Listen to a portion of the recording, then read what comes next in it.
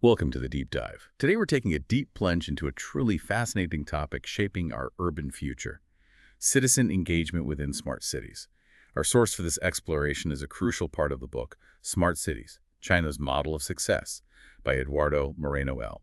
And for this deep dive, we're specifically focusing on Chapter 6. It really lays out how people living in these technologically advanced cities actually interact with and will benefit from all this cutting-edge infrastructure. It's such a critical lens, yeah. Because as Moreno highlights, this digital transformation of urban services, it isn't merely about deploying new tech. It's fundamentally about a citizen-centric approach, aimed at improving efficiency, accessibility, and sustainability for the actual residents. And he really unpacks how China has approached this, often in ways that, well, challenge conventional thinking about governance and public participation.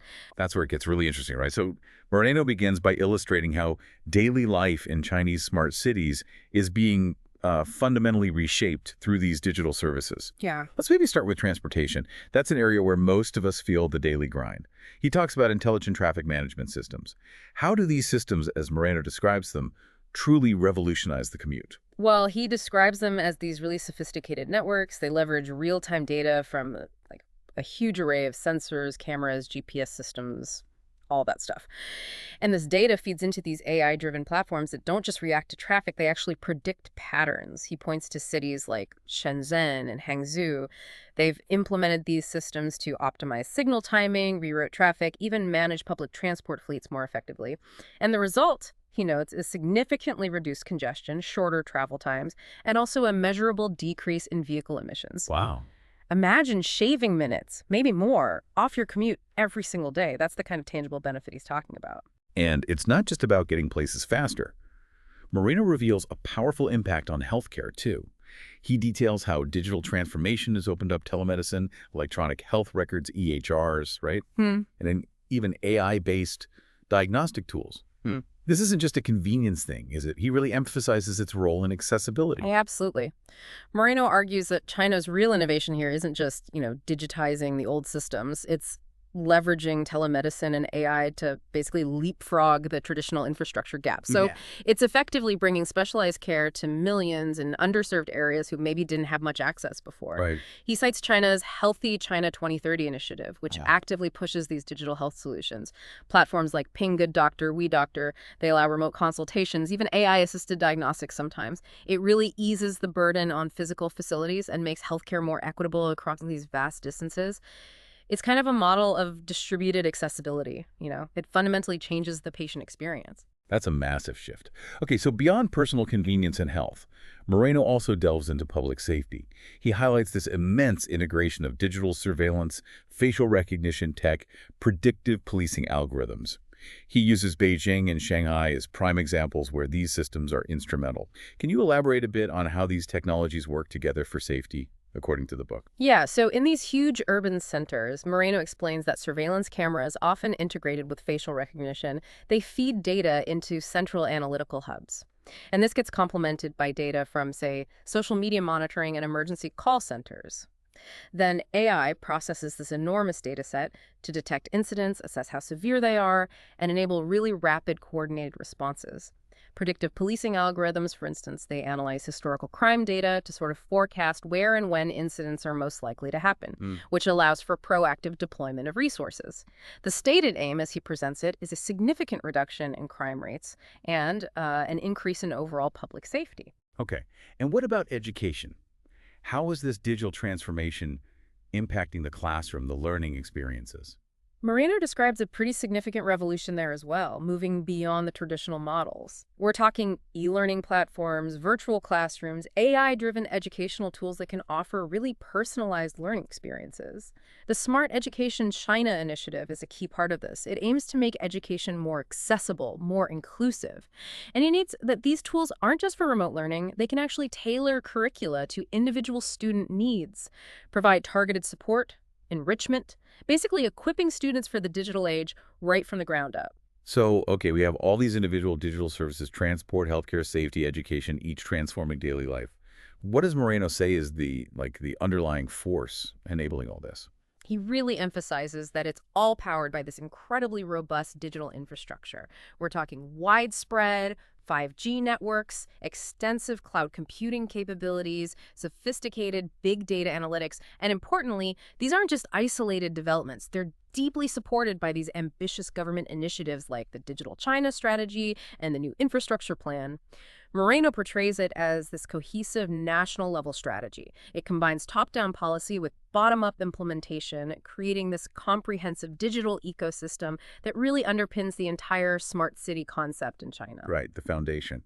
Okay, so if digital transformation is the engine, then Moreno argues that robust feedback mechanisms are kind of the essential steering wheel, constantly adjusting the city's course based on real-time data and citizen input.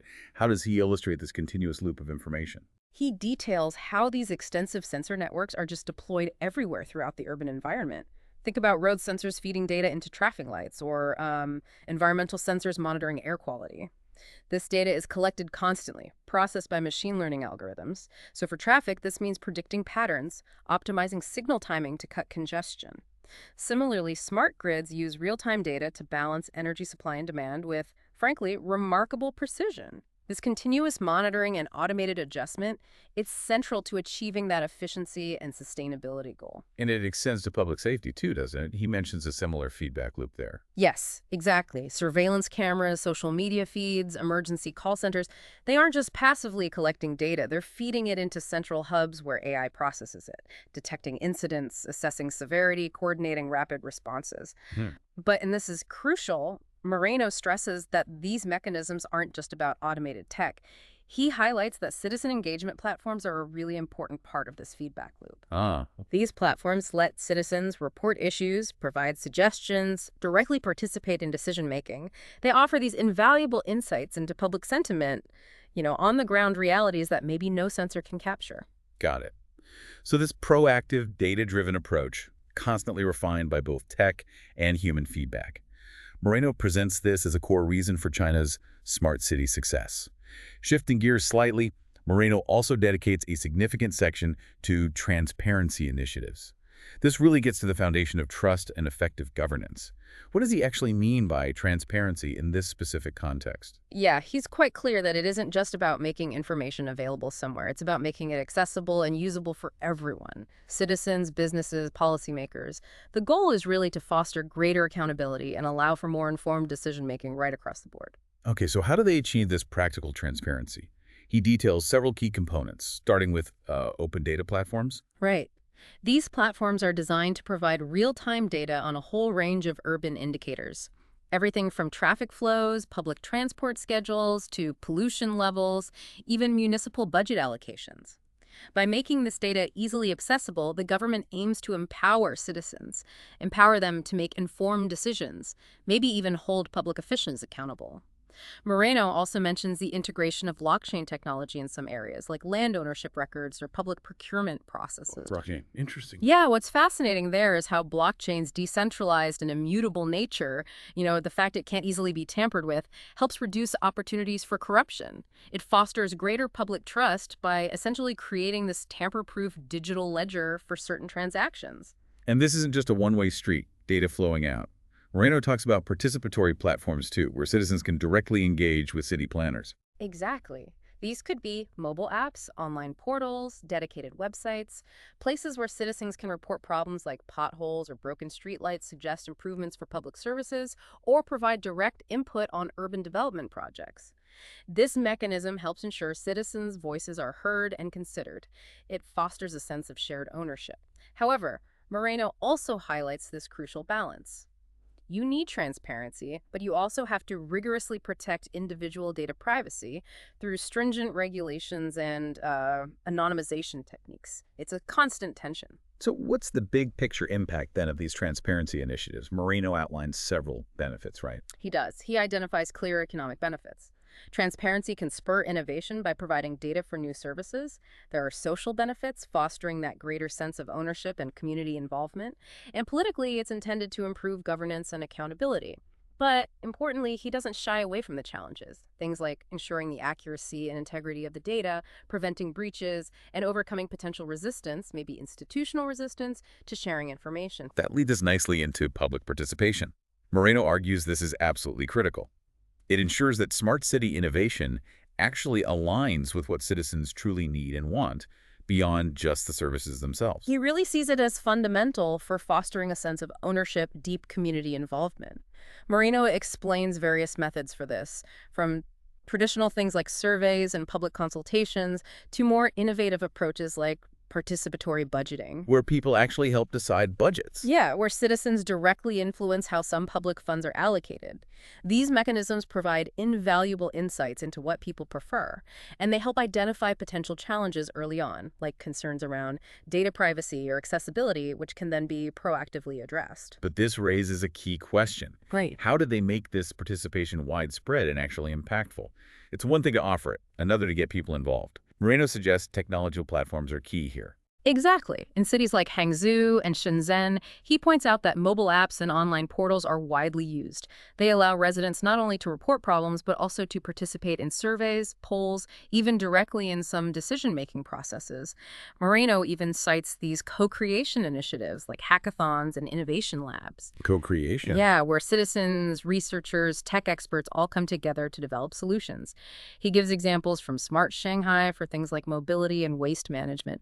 It's a very hands-on approach to problem solving, really leveraging that collective intelligence. And it's not just grassroots efforts bubbling up, is it? Moreno points out there's significant institutional support for this. He does. Key government bodies like the NDRC, that's China's main economic planning agency, and MOHURD, which oversees urban policy, they've explicitly emphasized citizen engagement in their smart city strategies. This institutional backing signals it's a long-term commitment. However, Moreno definitely acknowledges significant obstacles, particularly ensuring inclusivity and addressing that digital divide we keep mentioning. It's a continuous challenge to engage marginalized groups and ensure equitable representation, especially for those who might be less digitally literate. So with all these advanced systems, these engagement efforts, how does Moreno describe the public's reception to all of this? Is it like universally embraced? He presents public perception as pretty multifaceted, definitely dynamic. He notes that overall, public sentiment seems mostly positive, and that's largely driven by the tangible improvements people directly experience in their daily lives. We're talking about things like reduced traffic, maybe cleaner environments due to pollution monitoring, simplified access to medical services like we discussed. So there's often a high level of approval, even optimism, about these advancements because they deliver practical benefits people can feel. And Moreno points to the government's role in shaping this positive perception, correct? Yes, he definitely highlights the strong role of the Chinese government in cultivating this positive view through robust public awareness campaigns and these extensive pilot projects that showcase the benefits firsthand. However, connecting this to the bigger picture, Moreno also delves into the criticisms and concerns that do emerge. Data privacy and security are, unsurprisingly, prominent issues, given the sheer scale of data collection and surveillance inherent in many smart city systems. Right. Citizens naturally worry about potential misuse of their data, maybe a perceived lack of transparency, especially when you hear about real-world examples of data breaches. Those always raise alarms. And the digital divide remains a significant concern, as he explains it. Absolutely. The risk that smart technologies could actually worsen existing inequalities is a key point Moreno raises, particularly if access to the technology and the digital literacy needed to use it aren't evenly distributed across the whole population. Yeah. This really raises an important question about true inclusiveness, doesn't it? And whether all segments of the population genuinely benefit. He also touches on concerns about potential job displacement due to automation and AI, and the recognized need for significant retraining programs to support workers who might be affected. So it's clear that while there's definitely enthusiasm, actively addressing these very real concerns through continuous dialogue, through adaptive policy, is crucial for sustainable development. That's a major conclusion Moreno draws. Moreno dedicates a whole section just to the real challenges faced in smart city development in China. Yeah. He categorizes them technological, social, economic, regulatory. It's definitely not portrayed as a seamless process. No, not at all. From a technological standpoint, he highlights some really complex issues. One major hurdle is just integrating these vast amounts of data from diverse, often incompatible sources. Right. This leads to what he calls data silos, where different systems can't talk to each other easily, Right. ensuring interoperability between different systems, maybe from competing vendors or different government departments. That's another big one. And of course, the persistent and evolving threat of cybersecurity, protecting critical infrastructure, protecting citizen data. That's a constant battle. And socially, Beyond the digital divide we talked about, what are the primary challenges he outlines? Moreno explains the challenge of ensuring widespread public acceptance and digital literacy across an entire, incredibly diverse population. This goes hand in hand with those significant concerns people have about individual privacy and potential data misuse.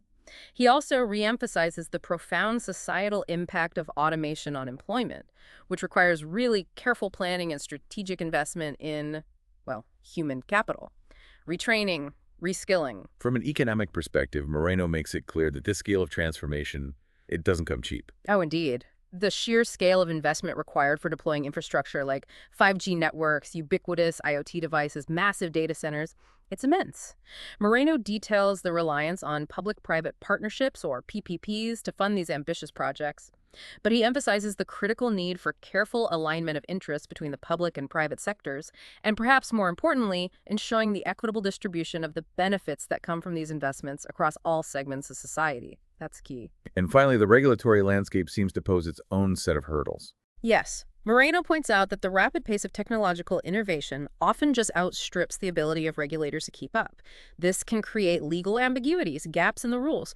Compounding this, he notes, can be inconsistencies that arise from decentralized governance structures, where different local authorities might adopt varying standards or approaches. So, as Moreno outlines, building these smart cities is a truly multifaceted endeavor. It demands continuous innovation, robust public engagement, and really highly adaptive policymaking. It's constantly evolving. What an incredible deep dive into citizen engagement in China's smart cities, really, thanks to Moreno's nuanced insights. It's so clear that while the technological advancements are, frankly, breathtaking, the heart of these cities truly lies in how they serve their people, and that complex interplay between innovation and daily life. Indeed. We've seen these fascinating examples of digital transformation across core services, deliberate transparency efforts designed to build trust, those vital feedback loops continuously optimizing urban functions, and extensive public participation initiatives. Yet, as Moreno really highlights, there's this constant negotiation with significant concerns around privacy, around equity, and the broader human element in an increasingly data-driven urban environment. Okay, so here's where it gets really interesting for me, and maybe for you listening.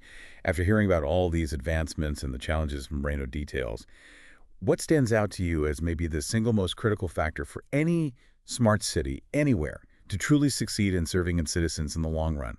Is it the sheer technological prowess? Is it the governance model? Or perhaps something else entirely, like the degree of genuine citizen buy-in and trust? That's a truly provocative thought, isn't it? Because Moreno's work, I think, really shows us that the future of urban living, while undeniably driven by technology, it's ultimately less about the gadgets themselves. It's more about that delicate, evolving balance between rapid innovation and ensuring genuine human well-being. It really makes you question whether the most efficient city is always the most livable, and how exactly that balance gets struck. Definitely food for thought and a lot to unpack beyond just the tech itself. Thank you for joining us on this deep dive. We hope you feel a little more well-informed and perhaps a lot more curious about the cities of tomorrow.